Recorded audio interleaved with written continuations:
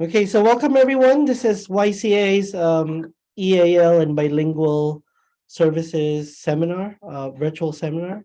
So Miss Tan, who is our EAL specialist, is going to start off the seminar with some information as well as some recommendations for activities at home. And then I'll continue by further exploring some activities that we can, some resources that we can share with you, as well as provisions and accommodations that we can provide in the future.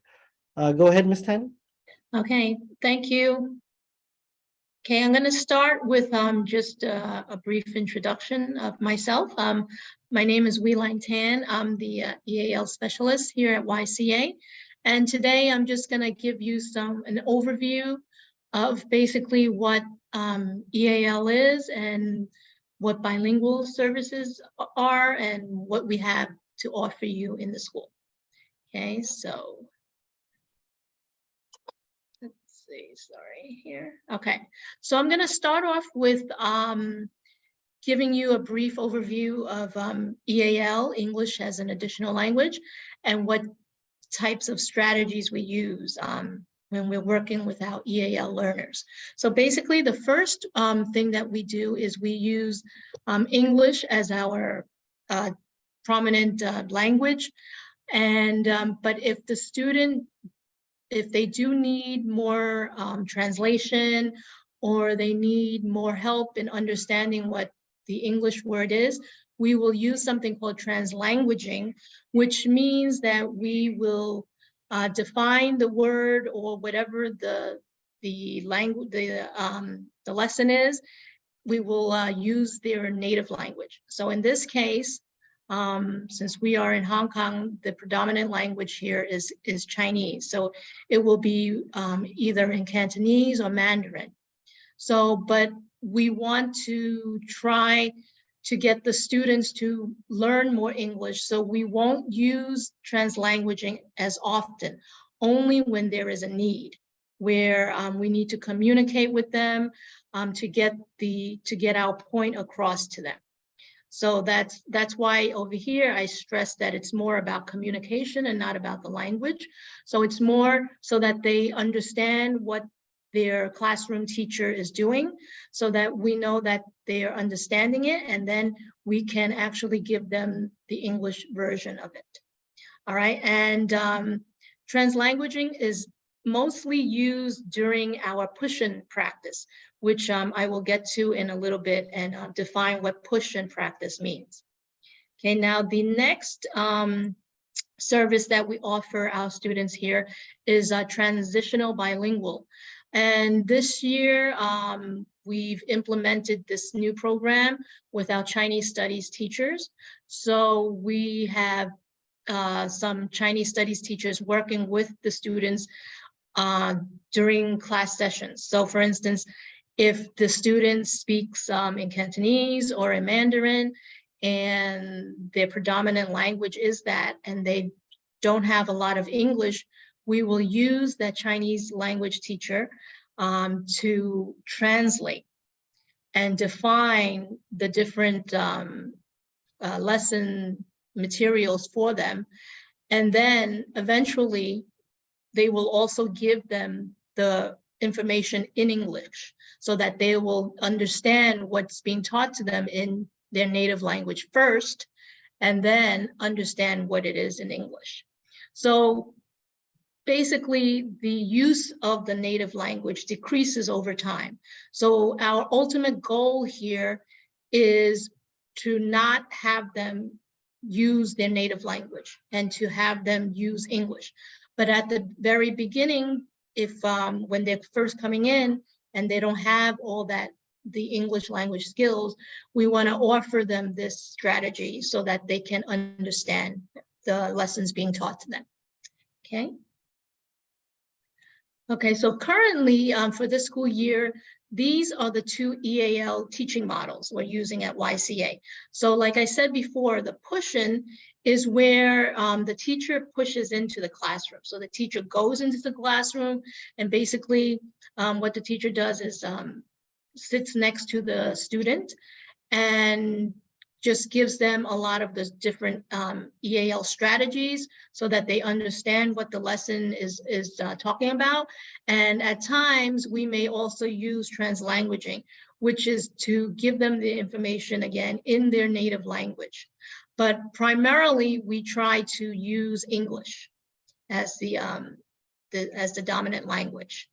Okay, and the same with pullout. So pullout is basically using the same EAL strategies and using translanguaging, but pulling them out of the classroom and bringing them into another room, either by themselves or with a group of a few other children who have the same needs, so that we can support their needs out of the classroom and then bring them back so that they will be part of the classroom. Okay, so that's the current EAL teaching models. And the current bilingual teaching models that we have at YCA right now is similar to the EAL. Similar in that we do push in and we do pull out. So we also use the EAL strategies, and we use the transitional bilingual instruction, which is basically translating most of the material that they have and teaching it to them in their native language, and then eventually defining it for them in English and having them learn the English language for those terms as well. Okay, so those are the current teaching models we have here at YCA.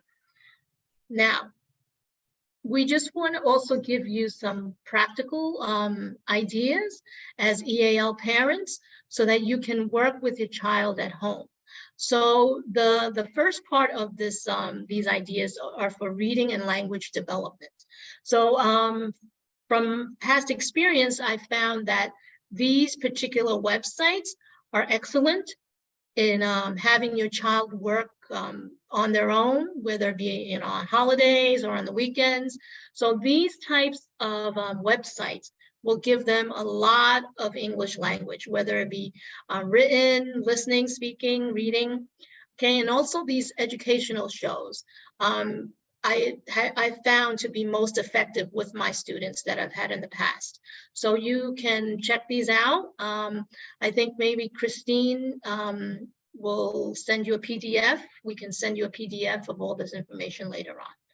Okay, so that's for the reading. Now for language, we want to help develop their vocabulary. So we want the children to expand their vocabulary, not only in class and during class, but also at home. So the ways that I have my students expand their vocabulary at home is to practice, basically practicing all the vocabulary that the teacher has given them, because each week I know the teacher gives them a set of spelling words that have to do with the content area, so a specific content area. So using those words and practicing them, and also when they're reading, you can have them practice spelling words. For instance, these two worksheets are excellent. You can have them write the word, find out what the definition is, use it in a sentence, and draw it. So usually when a child draws something, it actually, the visual part allows them to remember it. So having them draw a picture of what they remember the word to mean actually helps them develop the memory. Also for this one, there's a sentence writing. If you have them write it into a sentence, use it in stories, just doing different games to have them be accustomed to the vocabulary words. That's going to help them expand their vocabulary. And this is going to be very important for them when they start to read and write in English for the class, whenever they're doing reading for core text or whatever material they're using. Okay, so that's for vocabulary. And just also for to expand the vocabulary, their oral skills have to be pushed up as well in when they're speaking, using different types of grammatical terms, for instance, nouns, verbs, adjectives, and just continuing to speak and use the language, whether it be telling stories or even I said making up silly stories, just being able to use the language and understanding it and listening to it is really helpful. Just exposing them to lots and lots of English language can help them, whether it be when they're writing, when they're reading, when they're talking to their classmates, right? So just full exposure. Also, having them read books, whether they be even picture books or comic books.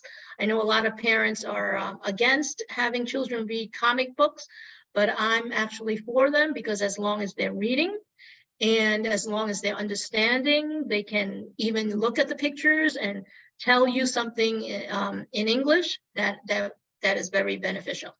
Of course, also read books on the student's level.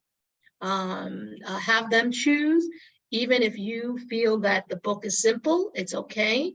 They can even use the pictures to tell you something. As long as they're using English, that's what we're trying to have them do. Also, I just wanted to let you know that you are your child's first, you were your child's first teacher, and you will always be your child's teacher. So I just want to give you some things that you can do, even during your walks in the park or going to the supermarket, anything to communicate with your child would be beneficial. Okay, so I'm just going to go over some brief things that you can do in your community. And like I said here, these conversations can be either in English or in your native language. It doesn't have to be in English. If you're not comfortable speaking in English, that's fine. You can speak in your native language. We want the child to gain the knowledge, and that's the most important part. Once they have the knowledge, it's easy to transfer it to English, okay? All right, so the first thing, the first place you can start is at your home. So you can do different things with the younger children. You can count objects in your home, right? Doing numbers. You can count how many windows you have in your house, how many doors you have in your house. Name the different rooms, all right? Whether it's a living room, a bedroom, what's the difference between a kitchen and a dining room? Things like that you can discuss with them. You can watch TV with them and discuss the programs. Listen to radio, listen to music, podcasts, have a discussion. How many people in your family? Who are the members of your family? Describe your house. There's so much talk that can be done, whether it be in English or your native language. When you go have a stroll in the park, look at the leaves, look at the trees, the grass, discuss them, have them touch them, right? Even have them use their imagination, pretend that they are a bird or a tree or a bug, and just have their imagination roll, because I find that a lot of children nowadays are so into their iPads and their video games that their imagination has gone. It's not there anymore. They don't know how to pretend to be a bird. They don't know how to pretend to be a bug. So things like that would be helpful to your child. And I have I've used this book in the past. It looked like spilt milk. It's a book about children looking at the shapes of the clouds. So if you have your child look at the shape of the clouds, like on a beautiful day today, I don't know if there's clouds today though, it's probably not very, I don't see clouds. But when there are clouds, you can ask them, what does that shape look like to you? Does it look like a face? Does it look like an animal? What does it look like to you? And you can have them describe it to you. You can use adjectives, right? You can use verbs. What does this animal do? So there's so much language that can be used in just from one simple book or from one simple stroll in the park. So I would encourage you to do all those things. Another one is in the supermarket, the different aisles. There's, the aisles are numbered. With your younger kids, count how many aisles are in a supermarket. What are the names of the aisles? What are the brands? Different departments, the produce, the meat, the frozen aisle, the dairy, whatever it may be, just use your language. Counting money, calculating money, right? For the older children, have them use money and have them calculate, see how much change they will get back or how much how much money they need to count to give to the cashier. All those things you can do. Read the circulars, what's on sale. I don't know if they have circulars here in Hong Kong, but where I come from, they did. So in the supermarkets, things that are on sale in the newspaper, whatever's on sale, you can look at it, calculate it. The measurements, the weights, right? Milliliters, kilograms, grams, you can learn about that. And then you can actually go to the supermarket and pick up some fruit. I don't know if that's something that the supermarkets would like you to do, but you can do it. Just, smell the fruit and then describe the smell. So a lot of things. Even if you go to the movies, watch a film, find out, how do I find out what time a movie is playing? A lot of these skills children don't have. We used to go to the newspaper and look for the times, which a lot of kids don't do nowadays, but you can go to the website. You can go to an app to find the time. So have them learn all these skills. These are also life skills that they need. What's the rating of a movie? Is it age appropriate? Can they watch it? Is it something that's not good for them? You can, after you watch a movie, you can discuss the characters, discuss the setting. So similarly to a book that they read. So, and you can compare, if there's a movie and a book, you can compare and contrast what's different from the movie, what's similar in the book, things like that. What's your favorite part of the movie? And then write about it. Tell me why, draw a picture. All these things can happen. Also at a restaurant. Very, very good place to start is the menu. Have them look at the menu, have them read it. If it's in English, have them choose what they want by reading it. Don't tell them, this is what. Have them try to pronounce it, have them sound out the words. Have them realize what kind of food is being served at the restaurant. Is it just fast food? Is it a certain ethnic group, Italian, French, whatever, Chinese, Korean? What do you smell? So have them become aware of all those things, different things around them. How much are the different items on the menu? Okay, and then just choose their favorite foods. So all these things can happen by you. So you, as being the teacher, you don't have to stop teaching your child once they come to school. You can continue. And like I said, if you're comfortable speaking in English and you can, then use English. If you can't and you want to speak in your native language, that's fine too, because we want the children to gain that knowledge and to gain that background knowledge. So once they have that background knowledge, it can easily be transferred when they learn English. All right, so the next one is a Q&A. So if you have any questions for me right now, based on what I've just told you, you can ask me now. Just feel free to unmute yourself and just let me know. So in YCA, again, we approach the bilingual and the EAL support through immersion. That means as much as possible, we'd like to keep our bilingual students or our students that are learning English as an additional language together with our other students who are first language speakers or fluent speakers. That's the model that we use. So we don't separate them. We want to keep them together.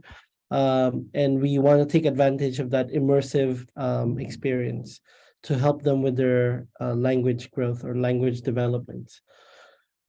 And that's based around the philosophy of inclusion.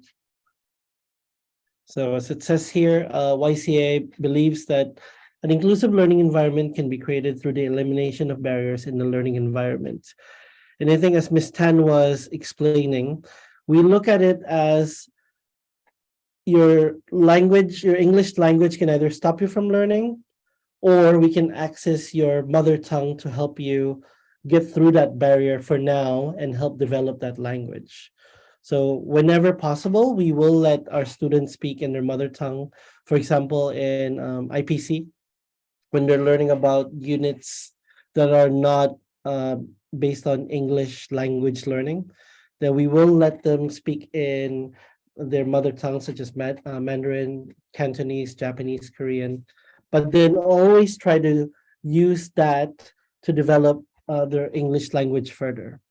So again, start the lesson with the mother tongue that they're competent or confident in, but always end the lesson checking for new vocabulary learned in English.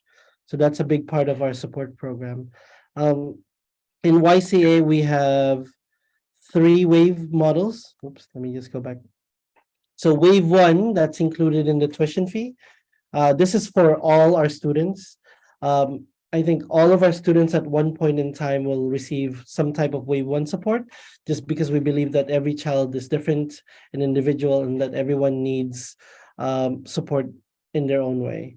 Wave two is voluntary paid, and this is when support is provided by still a staff in the school, but it's support either, like Miss Tan said, in the classroom, or when we say pull out, it means outside the classroom, but learning a modified curriculum. So that's the main difference between wave two and wave three. Wave two means you're getting support, and even though you might not be learning in the same classroom, you're learning the same curriculum. But wave three means your goals are quite different from your classmates, so you will need to have a teacher to teach you those goals. This is an example of why we would recommend. So again, in YCA, we won't recommend services just because a child is different. We believe that each child is different, but if they're struggling to access the curriculum, then that's the time when we offer support. So that's really an important aspect of our philosophy. Not just because you're different, but because you need it, because it's going to set you up for success. Another thing is the language that we use is learning barriers. That means it stops you from learning. So we try to move away from the language of diagnosis or how you're different, but rather how it's stopping you from learning. Great. Here are some examples of wave three and wave two. Wave two is executed by a learning support assistant, and wave three support is executed by a learning support teacher. So like I said before, if you're getting wave three support, that means your goals are quite different from your classmates. So you may be learning about different goals. You may have different goals in reading or writing that's quite different from your classmates. Versus wave two means you have a learning support assistant who's supporting you to access the curriculum, but your goals are all the same from that of your classmates. There we go. And again, just some examples of what it could look like. So wave 2A or 3A means your child can receive 5 support sessions a week. That's 45 minutes each. It can be in class or pull out depending on whether it's 2A or 3A. There's always an ILP. That means an individual learning plan that's shared between the classroom teacher, the learning diversity team, and the parents, and sometimes external specialists if needed. And those goals will be targeted during the support sessions, but they'll be supported all throughout. And then there's a learning support teacher that will be leading the drafting of the documents, and a learning support assistant that will be helping execute the document or the plans. So this is an example of a timeline. So normally we will have a meeting, and then we would have assessments and recommendations. And then after that, another meeting to look at the document, and that's when officially the services can start. So it's quite a very purposeful timeline. We don't just make rash decisions. We really are meticulous in observing and making sure that everyone's voice is heard. Here's an example of this year's fee schedule. So 3A or 2A. So this is 2A, $4,844 a month. And then this is 3A, $6,120 per month. That's for 5 sessions a week. The maximum that we provide is wave 2E or 3E, and that's 12 to 13 sessions a week. We do have a one-to-one support program, but there's a quota for one student at one point in time. And currently that quota is already filled in or full. There we go. Again, another example of what the recommendations and options can be. We always leave the door open for parents because it is voluntary. When we recommend voluntary paid services, parents are always welcome. They're encouraged to think about their choices, and sometimes it may not be a good fit at that time. And we always encourage them to look for outside support, or just continue with the wave one support, which has a cap of 45 minutes a week or maximum of 45 minutes a week. Here we go. Again, some examples of what that could look like. And that's it for the support model. So just wanted to share further resources that might be helpful. Again, they're totally optional. Here is an all about myself booklet. It's great to complete. It's for the younger children, but again, the similar version for the older children might be great. It just helps the students organize information about themselves before they come into a new school so that they're confident in introducing themselves, but also realize where they are in their developmental journey. So I think this is appropriate for maybe year 1 to 3. 4, 5, 6 may have to create something similar just in writing. Another resource is the EAL starter instruction words. Again, these words are essential to understanding some of the most frequently used instructions. And again, if they know that already, that's fine. But if they don't, please do practice these very basic verbs, instructional words. Another really good one is the language. Oh, not the language. Yeah, this. Oh, here. So there are some basic behaviors here that can help parents understand the basic expectations in classroom. For example, can your child often respond to greetings? Can they tell someone their name? Can they follow simple instructions? And you can first practice it in your own language and then in English or not. So by filling in this checklist, you'll be expediting the process, the observation process at school, because we will be using the same checklist to figure out where and what support can be offered. But again, giving us that information beforehand is also very helpful. So here's another example: can read simple sentences, can extract simple information from a picture. So that's in that pack. Another very helpful resource is the 100 high frequency words. Make sure that your child is able to read all these words and understand them, because they're the most frequently used words in reading, but they can also use them in writing. So really, really useful. Another important resource, and I think they're all quite important in their own way, is hold on. Parts of speech. Where are you? Is it this one? Let me double check. Oh, not that one. Oh, okay, must be this one. Oh, so this is the next 200 high frequency words. So same as before, again, just practice reading it, being able to use it, and make sure that they understand what those words mean. Okay. And then finally, oh, here.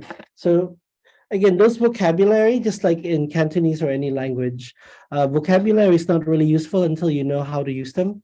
And the way we would know how to use them is by knowing the different parts of speech. So for example, what are verbs, what are nouns, what are pronouns, what are adjectives, what are adverbs, what are prepositions, conjunctions, interjections, proper nouns, determiners, maybe not these ones, these ones for the older ones, fronted adverbials, personal pronouns, possessive pronouns, conjunctions of time, so on and so forth. But the idea is to teach the concept. That means in your mother tongue, explain what a verb is, and then teach expand that vocabulary or that bank of vocabulary first in your own mother tongue and then in English. So that when your child learns a new word at any given time, For example, maybe today they learned the word confiscated. They'll be able to identify it as, oh, confiscated is a verb. That's why it's got a past tense, a future tense, and a present tense. And in my mother tongue, confiscated is, so they're able to code switch from English to their mother tongue. And again, that develops those new connection in the brain that helps them remember it and put it in their long-term memory. And I think that's it. So this whole uh, pack of resources will be shared with the parents again by our admissions team. Um, they're absolutely optional. Feel free to use them in any way you like. You can use them as is, or they can help you. They can help inspire you to make another resource. But the idea here again is, uh, do try to set up your child to have a successful transition by providing them with the appropriate opportunities for growth, whether it's by setting them up for with play dates, giving them books to read. The lens has to be, will it help them feel more successful? If not, then it's not a priority right now. It's all about making them feel confident when they start their first day at YCA, making sure that one, they understand that we're all supportive of their growth, um, and two, that we have time. It's okay to make mistakes. Mistakes are part of learning. And I think that's the end. That's it for me.